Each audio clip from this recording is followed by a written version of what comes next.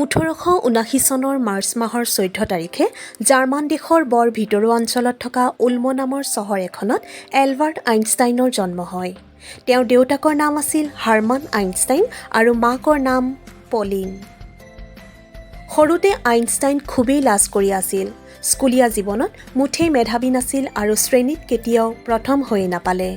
সৰুতে খেলা ধূলাৰ প্ৰতিও একেবাৰে মনোগ্ৰাহী নাছিল। এলবাৰ্টৰ 5 বছৰীয়া জন্মদিনত তেওঁ মাক দেউতাকৰ পৰা এটা কম্পাছ উপহাৰ হিচাপে পালে। সেই কম্পাছটো পাই এলবাৰ্টে বৰ ভাল পালে। তেওঁ দেখিলে সেই কম্পাছটোৰ কাঁটাডালে অনবৰতে উত্তৰ দিশলৈ মুখ কৰি থাকে।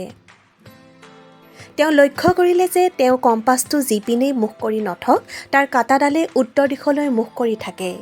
ঘটনাটো দেখি তেওঁ অতি আচৰিত হ'ল। ক'বলৈ গ'লে সেই কম্পাছডালেই তেওঁৰ বিজ্ঞান জগতৰ প্ৰতি আকৰ্ষণ বঢ়ালে। ছুইজাৰলেণ্ডৰ জুৰিখ চহৰত থকা বিখ্যাত পলিটেকনিক একাডেমী নামৰ কলেজখনৰ প্ৰৱেশ পৰীক্ষাত এলবাৰ্ট সফল হ'ব পৰা নাছিল। এই ঘটনাটোৱে তেওঁৰ মনত বাৰুকৈ আঘাত দিলে। 6 মাহ কাল ধৰি তেওঁ বৰ মনোযোগেৰে পঢ়া-শুনা কৰি প্ৰৱেশ পৰীক্ষাটো দিলে আৰু তেওঁ পৰীক্ষাত সফল হ'ল। সেই পলিটেকনিক একাডেমী নামৰ কলেজখনে এলবাৰ্টৰ জীৱনৰ গতি সলনি কৰি দিলে।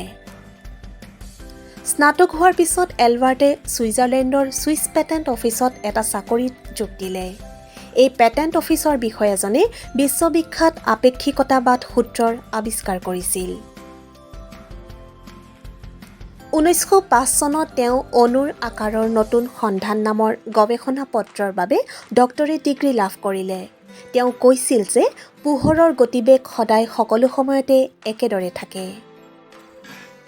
বিশ্বজগতখনৰ প্ৰতিটো বস্তুকে ইটোৰ লগত সিটোৰ তুলনা কৰিব পাৰি, নতুবা সিহঁতৰ মাজত সম্পৰ্ক আছে। ৰৈ থকা মানুহ এজনৰ বাবে ঘণ্টাত 90 মাইল গতিৰে গৈ থকা ৰেল এখনক বৰ বেগী যেন লাগিব।